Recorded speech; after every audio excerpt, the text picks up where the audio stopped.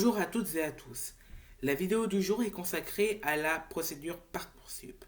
Tout d'abord, je vais vous présenter la procédure Parcoursup avec son calendrier. Ensuite, je vous donnerai des conseils pour vos lettres de motivation et vos CV. Alors, Parcoursup est une plateforme qui permet de se préinscrire en sa première année d'enseignement supérieur. Pour cela, il faut tout d'abord créer son dossier avec son identifiant national étudiant, l'INE, qui a été fourni par vos enseignants. Là, nous sommes dans la période où nous devons formuler 10 vœux, plus 10 vœux supplémentaires pour les formations d'apprentissage avant le 11 mars. Cette étape est le fruit de la procédure Parcoursup. Donc, je vous conseille vraiment de faire ça avec réflexion. Et si je peux vous donner un conseil, c'est de varier vos formations. Ne mettez pas toujours la même chose. Essayez de varier pour être sûr d'avoir au moins quelque chose l'année prochaine. Alors après, nous avons la possibilité de compléter nos vœux et de les confirmer avant le 8 avril. Donc, c'est-à-dire que nous pouvons, par exemple, remplir les cases où nous pouvions parler des activités extrascolaires, des projets que nous avons faits en dehors du domaine scolaire. Donc, il ne faut pas négliger ces cases. Ça peut nous permettre d'être différenciés d'un élève qui a le même niveau que nous. Donc, il ne faut surtout pas négliger cette étape-là non plus. À partir du 27 mai, les propositions d'admission sont envoyées par les formations. Donc en gros, c'est à partir du 27 mai que nous avons nos réponses. Alors on sera alerté par SMS, par mail et par le biais de la plateforme. Et nous avons par exemple un délai pour répondre. Donc cela dépend des formations que vous avez choisies, mais ce délai est souvent court. Donc il faut vraiment bien réfléchir et ne pas regretter son geste. Donc il faut vraiment faire ça en étant posé, en ayant bien réfléchi. Alors, dans le cas où on ne reçoit pas de proposition d'admission, on participe à la phase complémentaire. Donc, elle débute le 16 juin. Et c'est à partir de ce moment-là qu'on peut demander d'être accompagné pour trouver une solution, c'est-à-dire pour ne pas finir sans formation. Donc, il faut savoir que Parcoursup regroupe plus de 17 000 formations supérieures, y compris en apprentissage, et propose pour chacune d'entre elles des informations utiles pour faire vos choix. Donc il y a par exemple leur programme, les connaissances et compétences attendues, les critères d'examen des vœux, le nombre de places disponibles, les débouchés et bien sûr le taux de réussite. Nous pouvons aussi voir les conseils sur les spécialités et options suivies au lycée qui sont recommandées pour les formations que nous avons demandées. Je peux vous conseiller aussi de lire attentivement les informations avant d'ajouter nos vœux, car ces informations-là nous permettent de connaître les formations, de prendre connaissance des critères qu'elles ont définis pour examiner les candidatures et aussi les critères qu'elles ont définis pour évaluer la pertinence de nos choix. Alors si toutefois nous avons besoin d'être accompagnés dans notre démarche, je peux vous conseiller d'aller, en tout cas au point de vue du lycée, je peux vous conseiller d'aller voir vos deux professeurs principaux, qui seront toujours là pour vous et qui vous accompagneront dans toutes vos démarches, ainsi que si votre établissement en a une, la psychologue de l'éducation nationale, qui peut aussi vous faire un bilan de toutes les formations possibles, et ça peut être très intéressant aussi.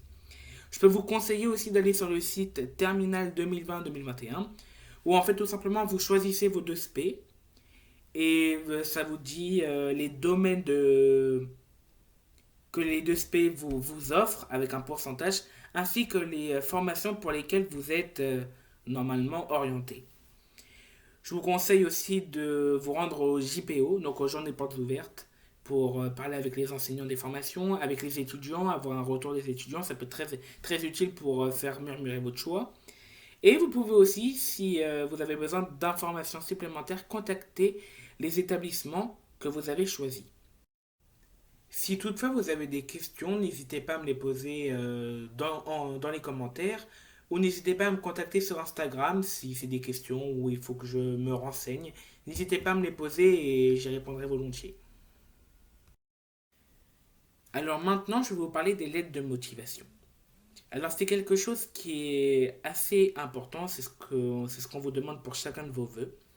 Donc je vous conseille déjà de vous présenter brièvement. On fait quelque chose de simple, rapide mais efficace. Après, je vous conseille de parler de la formation. n'hésitez surtout pas à citer l'information dans votre lettre de motivation. Il faut en parler. Après, vous pouvez aussi parler de vous, vous mettre en valeur, donc parler, je sais pas, de votre sérieux, de votre comportement au travail. Vous pouvez par exemple demander à vos enseignants, Madame, Monsieur, vous pensez que je me comporte comment en classe? Est-ce que je suis un élève sérieux? Vous me conseillerez de mettre quoi dans ma lettre de motivation? N'hésitez pas à leur demander et ce sera justement un avis important. Donc comme ça, ce sera une occasion de pouvoir vraiment mettre quelque chose de prouvé par vos enseignants. Si vos enseignants vous disent que vous êtes sérieux, mettez-le, c'est que c'est important, mettez-le. Après, n'hésitez pas à parler du programme de la formation. Donc parler des grands thèmes et tout ça, ça peut être intéressant. Vous pouvez aussi faire un parallèle avec votre programme de terminale en disant oui, j'ai eu ça comme spé et ça comme spé. J'ai bien aimé, mais j'aimerais bien découvrir une autre matière qui est proposée dans votre formation. Le recruteur sera content de voir que vous êtes intéressé au programme de la formation. Et après, vous pouvez terminer en parlant du futur, en parlant par exemple, après, si j'ai l'occasion de réaliser la formation au sein de votre établissement, j'envisage je sais pas, m'introduire sur le monde du travail, de poursuivre mes études, on ne sait pas. Mais comme ça, sans Parcoursup, certaines formations demandent qu'est-ce que vous envisagez de faire après. Donc parlez-en. La seule contrainte qu'il y a quand on fait une lettre de motivation pour Parcoursup, c'est qu'il y a un nombre de caractères à ne pas dépasser. C'est, il me semble, 1500. Donc, entraînez-vous déjà sur un traitement de texte, calculez le nombre de caractères, voyez ce que vous pouvez simplifier ou pas, et ça se trouve que vous serez directement en dessous de 1500 caractères et vous la mettrez directement. Mais je vous conseille de vous entraîner, de faire des brouillons, de relire. Faites surtout attention aux fautes d'orthographe, ça peut vous jouer des tours. Et puis c'est vraiment ce que je peux vous conseiller. Après, si vous avez des questions plus personnelles, vous m'enverrez vos lettres de motivation sur Instagram. Et si vous voulez, je vous donnerai des conseils ou je vous donnerai mon ressenti par rapport à votre lettres de motivation, s'il y a des choses à rajouter ou non. Donc n'hésitez pas à me les envoyer, il n'y a aucun souci là-dessus. Et si vous avez d'autres questions sur les lettres de motivation, pas de problème non plus, vous me les posez en commentaire ou en message privé et j'y répondrai. Concernant les CV, je peux vous conseiller pas en gros la trame pour la rédaction d'un CV. Donc il faut que vous mettiez vos coordonnées, il faut mettre une photo de vous, il faut parler de vos formations, donc parler du brevet, par exemple, que vous avez obtenu le brevet, c'est important. Parler de votre niveau de langue, ça peut être important dans le commerce, par exemple, ou dans le domaine scientifique, hein, c'est aussi important. Il faut parler aussi de vos projets, vous pouvez parler de vos passions, de vos centres d'intérêt, et vous pouvez parler aussi de vos loisirs. Donc, vu que c'est un CV étudiant, il n'y a pas non plus grand-chose à dire. Comme pour la lettre de motivation, allez au concret, ne vous prenez pas trop la tête. Puis là aussi, si vous avez des questions, est-ce qu'il faut que je mette ça ou pas, vous pouvez les mettre en commentaire, vos questions, ou vous pouvez m'envoyer un message directement sur Instagram. En tout cas, j'espère que j'ai été clair sur la lettre de motivation et le CV. J'ai l'impression d'avoir tout dit, mais je peux très bien avoir oublié des choses. Mais si toutefois vous avez des questions ou j'ai pas répondu totalement à vos questions, n'hésitez pas à me les poser.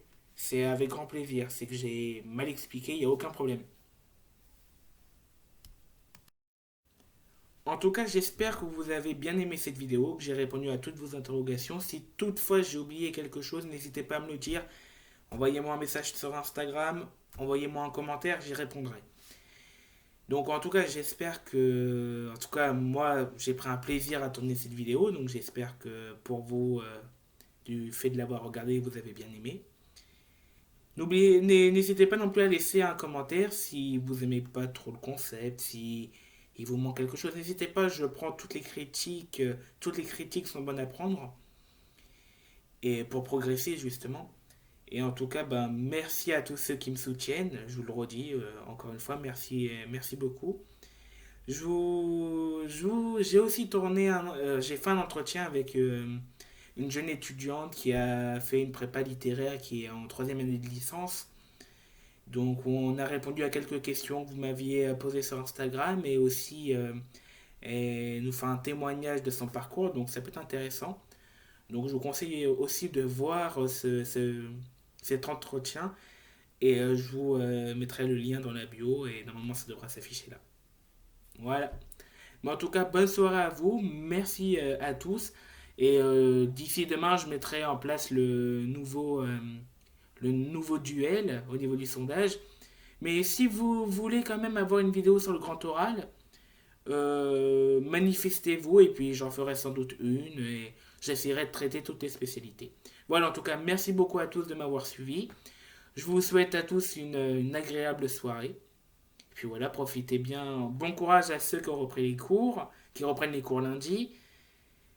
Bonne deuxième semaine de vacances à ceux qui entament leur deuxième semaine. Et bonnes vacances à ceux qui ont commencé hier soir. Voilà. Portez-vous bien.